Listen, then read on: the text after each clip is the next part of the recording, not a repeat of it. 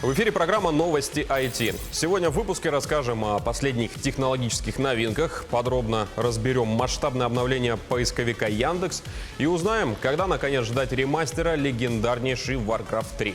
Поехали! В мире робототехники на этой неделе снова отличился наш любимец робот-доставщик Digit. На этот раз он научился не путаться под ногами у людей. Новые специальные датчики позволяют определять приближение человека и реагировать на его траекторию. Заметив, что к нему что-то приближается, робот потихоньку отходит в сторону. Таким образом он избегает столкновения не только с человеком, но и с другими предметами. Между тем, компания Skyrise успешно протестировала систему для беспилотного управления вертолетом. В планах он будет работать в сервисе такси. Подобным решением сейчас занимаются все, кому не попадя. И то, что вы сейчас видите на экране, это одно из первых работающих решений. Преимущество Skyrise в том, что инженеры размещают оборудование для беспилотного управления на уже готовые существующие машины. Собственными футуристическими концептами они решили не заморачиваться, а в итоге компания опубликовала видео испытаний, где беспилотный вертолет совершил небольшое путешествие под наблюдением профессионала. Аналитики из компании Context предрекли спад продаж персональных компьютеров во втором полугодии 2020 года. Проанализировав данные, собранные от поставщиков реселлеров и дистрибьюторов, выяснилось, что большой коммерческий спрос на новое оборудование, который был на всем протяжении 2019 года, начнет постепенно снижаться после окончания поддержки Windows 7 в январе 2020 года. Наша редакция, честно говоря, находится в недоумении, ведь буквально пару недель назад аналитики говорили о том, что конец поддержки семерки приведет к тому, что пользователи наоборот начнут скупать новое железо, так как придется переходить на Windows 10, у которой, само собой, требования к начинке компьютеров выше. Что, в принципе, звучало логичнее, чем нынешние прогнозы. А вот вторую причину мы уже касались в позапрошлом выпуске, а именно сохраняющиеся проблемы с поставками процессоров Intel. Напомню, компания заявила о том, что не в силах удовлетворить потребности как вендоров, так и рынка в целом. Однако аналитики рисуют удручающую картину не на все категории ПК. К примеру, новые форм-факторы, такие как высокопроизводительные ПК для творчества, будут все так же привлекательны. Это повысит средние цены и смягчит потери из-за снижения продаж компьютеров массового потребления. Также обещают, что высокие продажи сохранятся в нише тонких и легких ноутбуков. А вы когда-нибудь задумывались, какой операционной системой пользуется наш президент? Журналисты The Guardian заметили на фотографиях, опубликованных пресс-службой российского лидера, что Владимир Путин использует компьютеры на Windows XP. Напомню, что Microsoft перестала поддерживать эту ОС в далеком 2014 году. И даже обновления безопасности для нее давно не выпускают. Представители открытых медиа, к которым The Guardian обратилась за комментарием, уточнили, что Windows XP – последняя операционная система от Microsoft, которую российские власти одобрили для использования в госорганах и в администрации президента.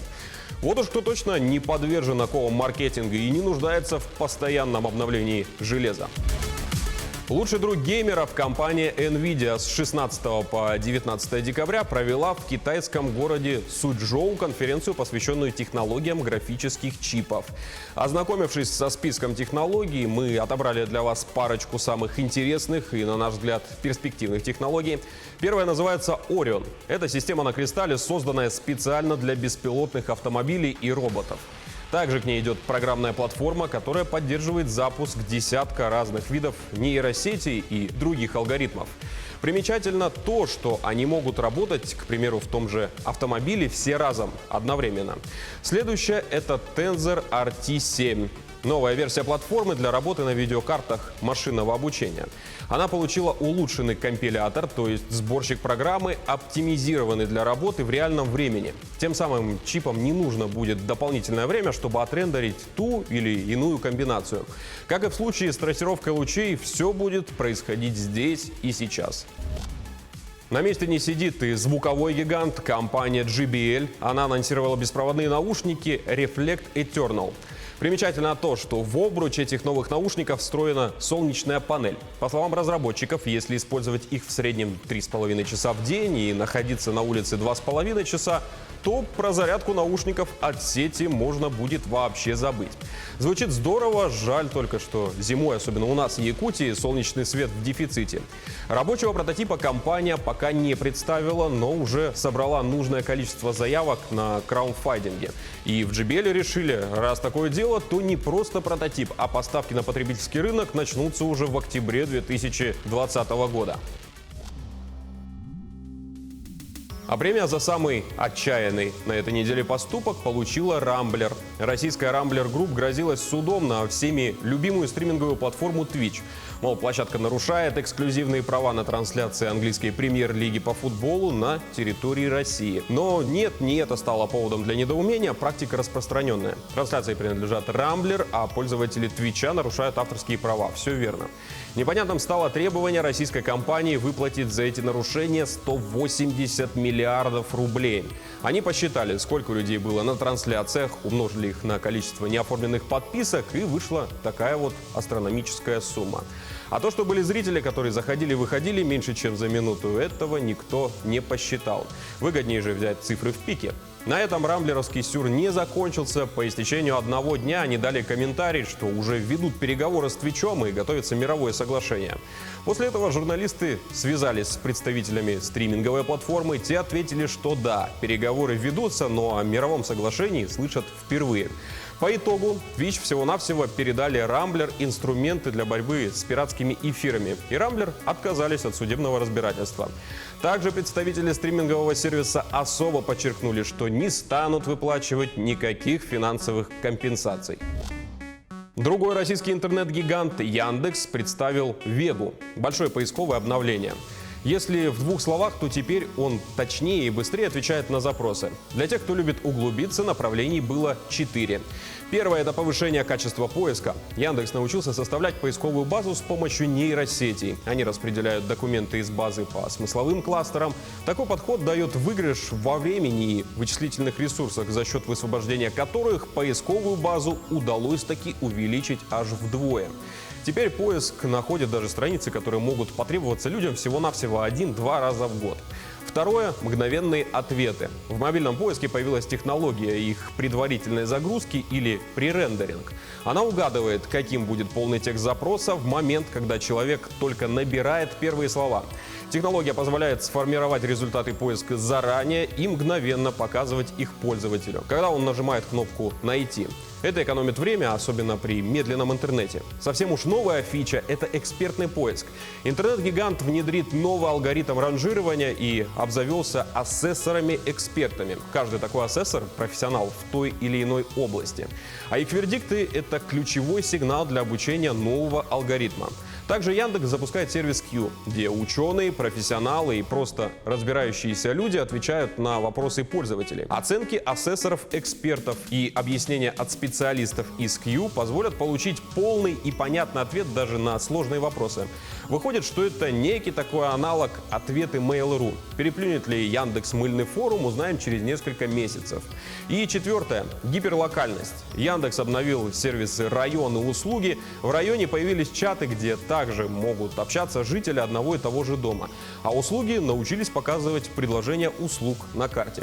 Теперь к Яндексу можно обращаться с задачами, которые раньше решались в основном в офлайне, от поиска сбежавшего кота до вызова на дом сантехника, ну или еще кого.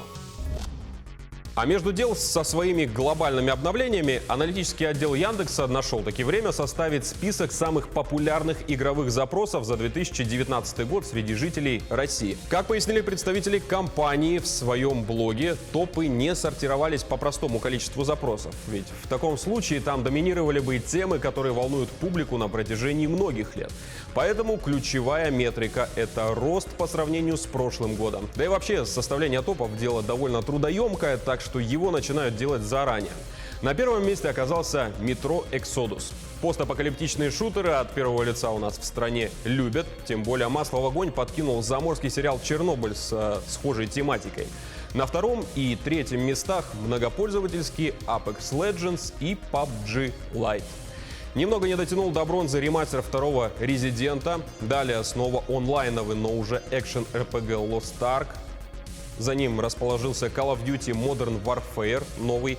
Популярность этого запроса в России вызвана скорее не тем, что игра этого достойна, а как раз таки наоборот. Из-за развернувшегося скандала вокруг тематики игры, где разработчики посчитали хорошей идеей снова скормить нам классическую клюкву и выставить русских солдат садистами, захватчиками и приписать действия гестапо в 21 веке.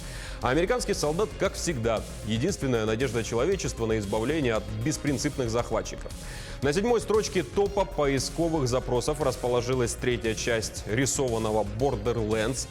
К нашему великому сожалению, Death Stranding и Star Wars Jedi Fallen Order всего-навсего удостоились лишь 8 и 9 места соответственно. В нашей стране довольно холодно отнеслись к новинкам. Оно и понятно, не прельщает россиян неспешный геймплей и игры по мотивам «Звездных войн». Лучше в танки часок-другой поиграть. И лидер, недавно прошедший The Games Awards, японская Sekiro Shadow Die Twice, наскребла лишь на 10-ю строчку в списке. Наконец стало известно, когда точно Blizzard намерена выпустить Warcraft 3 Reforged. До этого грозились представить старичка до конца 2019 года, но, как обычно, гладко все было на бумаге, да забыли про овраги. То есть не успели, и дату релиза сдвинули на 29 января 2020 года в 8 часов утра по Якутску. Теперь уже точно. Прокомментировали ситуацию следующим образом. Хотя мы прилагали максимум усилий, чтобы подготовить выход версии Reforged до конца года, по мере приближения к концу разработчикам стало ясно, что для завершающих штрихов понадобится дополнительное время. Как и всегда, нам необходимо поддерживать высокий стандарт качества, который от нас ожидают игроки. Написали сами разработчики. Поиграть в Reforged, кстати, можно и сейчас в рамках бета-тестирования. Там доступна лишь мультиплеерная часть игры, включающая все расы, а также матчи 1 на 1 и 2 на 2. Изначально Blizzard собирались внести небольшие изменения в сюжет Warcraft 3 в ремейке, чтобы устранить нестыковки с событиями World of Warcraft. Однако недавно стало известно, что компания отказалась от этой затеи, потому что игроки хотят оставить все как было. Также пока остается загадкой, вернули ли ту странную озвучку Архимага, которую поначалу фанаты обсмеяли, а потом после тысяч возмущенных комментариев и замены на более аутентичную озвучку начали хейтить российских локализаторов уже в обратную сторону, говоря, что это лучшее, что было в ремастере. Если ты не оставишь меня в покое, я превращу тебя в безмозглую овцу. Ну а на сегодня все. Повтор программы найдете на YouTube-канале Якутия24, а также в Instagram-аккаунте як24.ru. Оставляйте свои комментарии, увидимся ровно через неделю. Всего доброго.